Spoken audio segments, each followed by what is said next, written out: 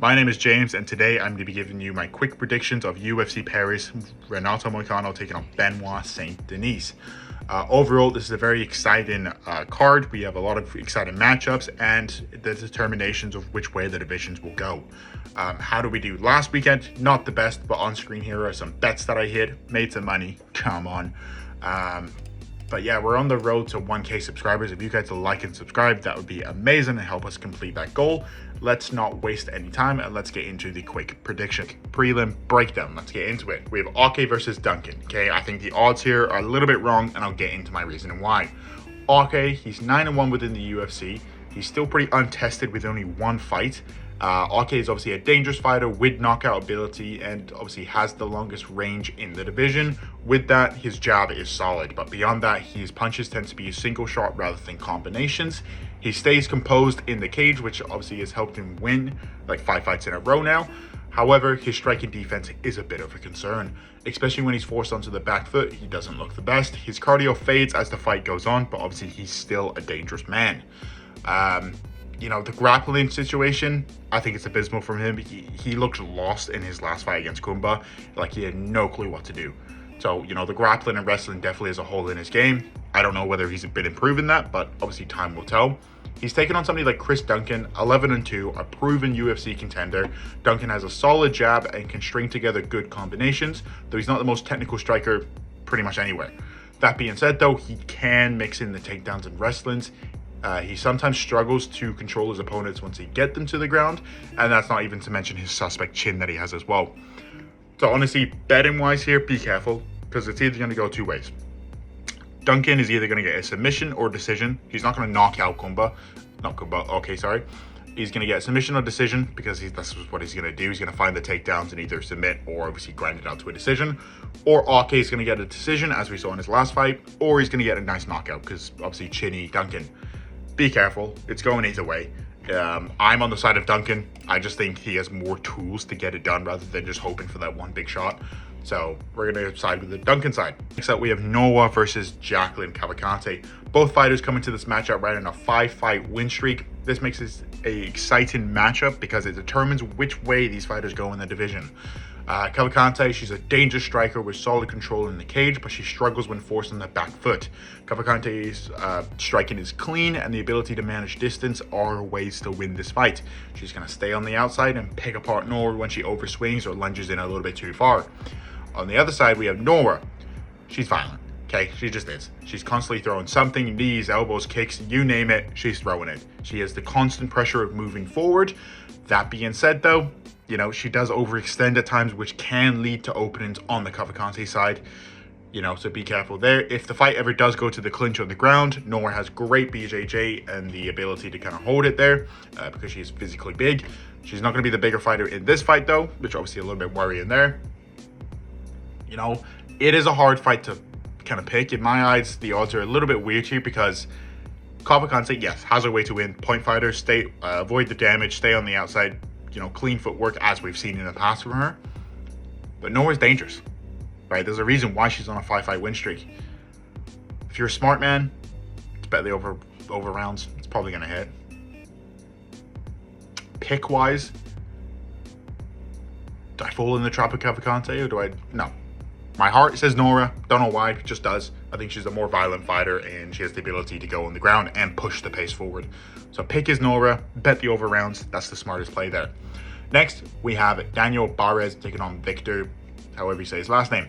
This is a tough matchup to call, okay? Because both guys have a way to win. First up, we have Barez. He's a skilled striker with an orthodox stance. He's known for his solid leg kicks and good boxing and clean Brazilian jiu-jitsu. Barez pushes the pace and doesn't stop working. He's obviously been out for a year, so that is a little bit worrying on his side. And he is coming up to 36 years old, which is pretty old for a flyweight. His cardio could be a question mark, and he has a big-ass forehead that he's got. He's going to be so hittable. My goodness. On the other side, we have Victor, okay? Mexican fighter, you know he's tough, okay? No matter what, he keeps on going forward. He's been working on his BJJ lately. He's pretty technical on the feet. Although striking can look wild at times, he's always throwing something technical, throwing it in combinations. But obviously with that, he does lunge a little bit forward just like Nora does, and that does lead to counters. He is southpaw, which does take away some of Barez's best weapons, like his leg kicks and left hook. On that note, Victor's cardio, so much better. And I would say the matchups that Victor's had, far higher level competition. So for that reason, even though I think Victor is the underdog right now, I'm going with him. Even though he has obviously big holes in his game, I like the matchups that he's had. I like the UFC experience, and I like the cardio. You know he's not going to stop, and you know that he's always going to be dangerous. So going with Victor here, I just think he's more UFC tested. Next, we have Perez versus Russian Daria, however you say your last name as well. Another interesting fight. The lines are a little bit weird here, but I'll kind of explain my reasoning. We have Perez. She's a pressure fighter who's pretty heavy in the cage. She uses her size well. Her constant forward motion and physicality helps score a solid win over Edwards, which obviously is a very notable win. However, her striking is pretty basic, relying mostly on low kicks from that lead leg to set up her wrestling. Once the fight hits the ground, Perez prefers to be dominant in the positions like guard and mount, but her grappling is fairly limited. She doesn't have much BJJ. If she gets reversed, that tends to, be an issue. She tends to turtle up. She has decent wrestling for cardio. She goes about 1 to 2 rounds. After that, she notably slows down. Next up, she's taking on Daria. Okay, she's mainly a striker, heavy knees, heavy power shots. Her boxing looked decent in her last fight against Randon, though she kept throwing just the same combination over again. It's like spamming the same button when you play an Xbox or PlayStation or some shit. Still, her movement was solid. That movement can help in this fight to avoid Perez's takedowns, especially if she can't find success in the first or second round. She's going to slow down, look sloppy, and Daria should have success on the feet. Problem is, Daria's takedown defense is just okay. The pick here is Perez. Obviously, again, if you want to be smart, bet the over rounds. It's going into the second or third round, if not probably a decision. I'm going with Perez because I think eventually she will find the takedown, and with that, that's going to win her rounds. But obviously, this has 29-28 written all over it. I think Perez is going to win the first and second, and then she's going to slow down. Daria's going to win the third. So 29-28, probably bet by split. That's the way I'm calling it. Next, we have a French fighter taking on Vs Morales. So Taylor Lapilus, by the way. Lapilus is excellent at maintaining distance and using his footwork to control the pace of the fight. He has good power. His main strength lies in his technical ability to outpoint his opponent on the feet. So it's the same thing like Cavalcanti. He's a point fighter. Stay on the outside, throw jabs, all that kind of stuff.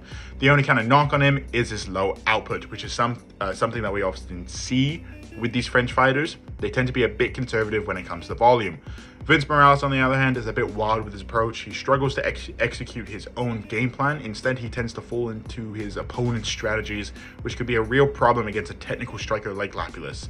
Morales doesn't have a great ability to initiate grappling exchange, and with him coming in on short notice, I don't expect a well-rounded game plan. His wildness tends to lead him to have big openings, which obviously Lapilus is going to exploit. This should be a clean win for Taylor, probably by decision too, because he's low output and I don't find the finish. So probably decision by Lapilus. I like the side of that. Next, we have a good fighter. Okay, we have Klein taking on Roosevelt. Klein is on a hot run right now. He's a well-rounded fighter with clean boxing, tendencies to throw clean combinations. He's not just a striker. Klein can mix in takedowns and has solid wrestling to control his opponent. He comes with great fight IQ and a solid game plan, able to find holes in his opponent's game. Klein's southpaw stance allows him to manage range well with his lead hand, and he's known for his wicked high kick that can catch opponents off guard. He's taking on somebody like Roosevelt, who's a solid fighter but doesn't really excel in any one area. His boxing is sharp, he switches stance as well, and his straight punches come out fast and in combination. However, Roberts has a few key issues, especially with his chin and his takedown defense. He also tends to back up against the cage, which could obviously open it up for Klein's pressure and wrestling. Overall, should be clean cut, Klein all day. I think he's going to win, probably either by submission if he gets to the ground, especially when Roberts has a takedown defense hole in his game. Sub or decision, that's the way I'm going. Next, we have a setup fight, okay? Umar Sai is the real deal, okay? He's taking on somebody like Da Wong Jung. Sai is 10-0 within the UFC. He's fighting a 5-fight win streak. 8 of his last 10 fights are coming by finish. Sai has the longest reach in his division, which he uses effectively and to keep his jab going, but punches can be one at a time, which is kind of frustrating.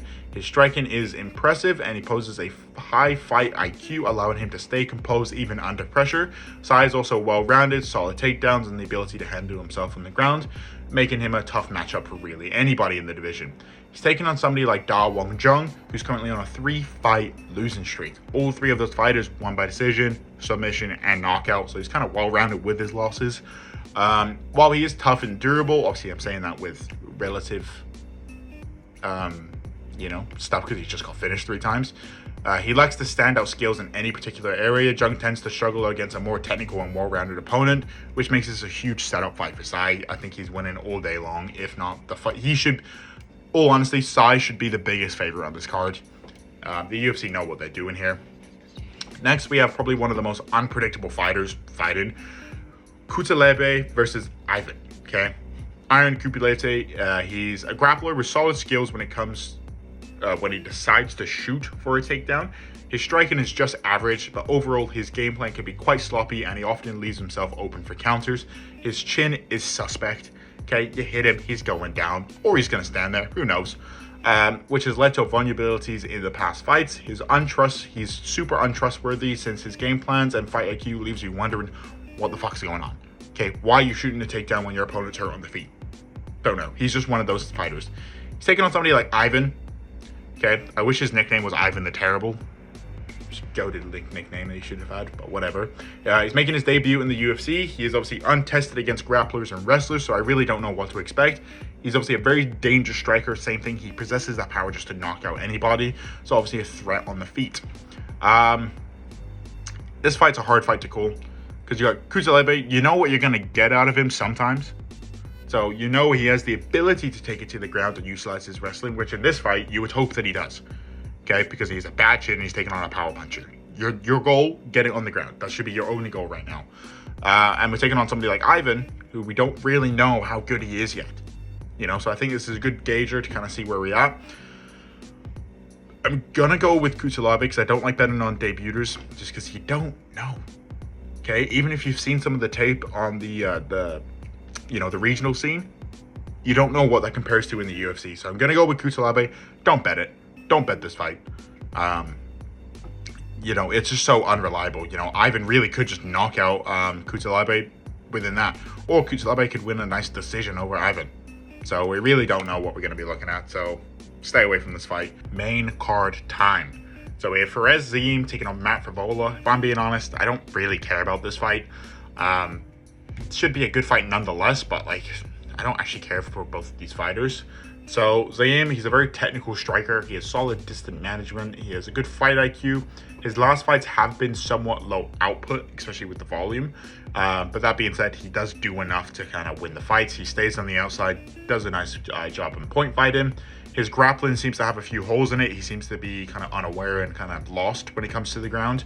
But he has all the kind of basic defenses. So, anything more technical, I think you'll be in trouble. But against somebody like Matt Frevola is a wild man in the cage. He makes every fight a 50-50, swings to the fences, hopefully knock his opponent out, sorry. But that makes him kind of unpredictable because you wanted to have a clean game plan, go for the wrestling, right? Ziam has holes in his wrestling game, just only do wrestling. Don't try to stand there and swing with him because obviously Ziam will just outpoint you every day. Problem is, will Frevola do that? Probably not. So for that reason, I'm leading towards Ziam by decision. I think he's going to be outpointing Frevola. Even though Frevola is a very dangerous guy, has success against people like Ziam, you can't trust him. I know what Ziam's going to do. He's going to stay on the outside, hopefully have good enough takedown defense to avoid Frevola's kind of sloppy style, and just win by points. That's what he's going to do. Frevola, I don't know what he's going to do. Is he going to try to knock him out? Is he going to try to shoot for takedowns every 2 seconds? We don't know. So, going to go with Ziam. I think this is probably going to be a slightly more boring fight because I think it's going to be low output. And Frevola's going to have the big moments, but I don't think there's going to be any success in them. So, Ziam by decision, pretty confident on that. Next, we have Morgan Charriere taking on Diego Miradana. I don't really know how to say his last name, but anyway, setup fight for Morgan Charriere. Charriere's striking here is going to be far superior. Charriere does have a tendency to fight down to his competition, which is kind of worrying, which obviously has led to close fights in the past, but his kickboxing and body attacks should overwhelm Miranda. Miranda is dangerous early. His only kind of way to win this is by submission early. Obviously because he has good BJJ on the ground, and obviously if there is a mistake on Morgan, he's going to expose it. That being said though, Miranda's weak chin won't hold up long, and his cardio is a concern. So this is kind of a setup fight for Charriere. If he loses this, it's his fight to lose. So pretty confident on that fight. Next up, we have a very technical matchup. We have Kevin Jousset taking on Barez Battle. I like both these guys. Both these guys have had good runs so far, and I think it's going to be a very interesting matchup. We have Kevin Jousset. He fights in a very classic kickboxing style. He uses range very well. He has a sharp jab, throwing good combinations. He has good low kicks to outpoint his opponents, and he's very well-rounded. He has solid takedown defense, okay grappling as well. Just a very well-rounded guy and an extremely good kickboxer. He doesn't like pressure and has shown that with stiffness in his defense when on the back foot, making him suspect to blitz attacks. Barez Battle, same kind of thing. He's a very rangy fighter with decent striking, good fight IQ, and good awareness. He somewhat has a suspect chin, and the lack of wrestling make it hard to favor him here. While Battle has a grappling advantage, his wrestling isn't strong enough to reliably take down Jousset. So if this stays a kickboxing fight, I have to favor Jousset. He hasn't shown really any big weaknesses in his games, and so far he has the more technical edge and power. Battle would need to force a grappling match, and that seems very unlikely based on his usual approach. So I'm probably going to go by Jousset by decision, or if not, a random off there to play kind of devil's advocate here. Barez by KO. He could catch him. I got a feeling it's either going to be Jousset by decision or Barez by KO. That's what I'm feeling. Let's move on into the next fight. We have William Gomis taking on Johannes Brito. I like this. This is a bull and a matador. I'm going to go with the side of Brito. I just think he's far more dangerous here than Gomis. He's French. And that's the side you got to worry about. So Brito, he brings relentless pressure. Heavy strikes, very powerful leg kicks, enough to split somebody's leg open. His approach lacks variety, often headhunting with limited combinations. While his grappling is a big weapon, his wrestling isn't the best. And Gomis does have a tall frame, so taking him down might actually pose a big issue. Gomis, on the other hand, is a very rangy striker with strong defense, rarely getting hit cleanly, the classic kind of French style. Throw one punch every 15 minutes, boring as shit. But that being said, though, his counter striking is very good. So if Brito does come in very over aggressive, Gomis will catch him. Okay, he is very technical in that kind of aspect. He manages distance well, and honestly, this is a close one. Gomis really could win this by decision, but I like the aggressive style of Brito. So far, he's impressed me with kind of all his fights, so I'm going to go with Brito by sub or KO. If he goes to decision, Gomis is probably going to get it as well. Co-main event time, we have Imavov taking on Brendan Allen. Imavov is a very technical striker with a diverse arsenal. He has good distance management. Although he's not considered an elite at the 185 division yet, he's on the way to become one.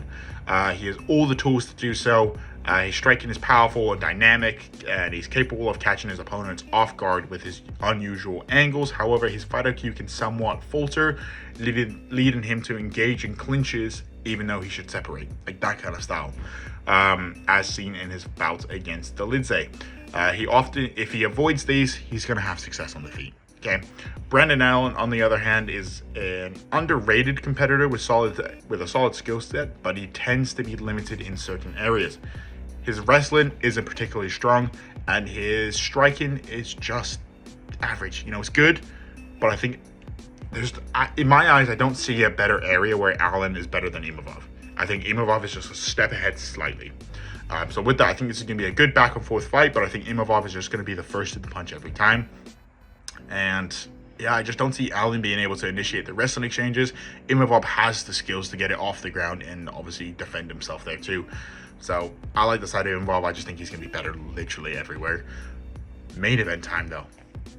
So this one is pretty cut and dry, but I want it to be not. Okay, we got Renato Moicano, the money man himself, taking on BSD, Benoit Saint-Denis. Moicano, obviously, he's a very skilled Brazilian Jiu-Jitsu. I think he has a black belt as well. His Muay Thai is actually underrated. He's pretty good there. Obviously, he's able to stay on the feet, but he wants to take you to the ground, kind of wrap you up into submission, and kind of hold you there. So he kind of uses his grappling as a safety net, and obviously he tries to stand and bang. But as seen in his last fight against Jalen Turner, no, it wasn't his last fight against Trudeau, I believe. But anyway, as we saw in UFC 300, he got rocked. Okay, his chin is suspect, which is unfortunate because BSD is a very good power puncher. Okay, he's gritty, he has that fighting style, he doesn't give up on himself. His ground game, again, still to kind of be untested, but that being said, I don't think he's going to ever give up on himself. So with that reason, I have to go BSD. He's a power puncher, he should be at full health, good training camp. And so far before the Dustin Poirier fight, he was on a roll. He looked unstoppable. Okay, some could say that obviously he had staff and that's the reason why he got lost and obviously gassed out beforehand. You know, realistically, he has solid wrestling, great power in the hands. And apart from that, the only way Renato wins is by submission. He's not going to knock out BSD, well, unless BSD's chin's gone from the Dustin Poirier, but I highly doubt that. So I can see it going BSD by knockout in like the third round, I could say, or even second. So I like to see that. That was the video, guys. Like and subscribe. Again, we're on the road to 1,000 subscribers. If you could hit that subscribe, that'd be great. Socials are in the description. Obviously, give it a like and follow. And until next time.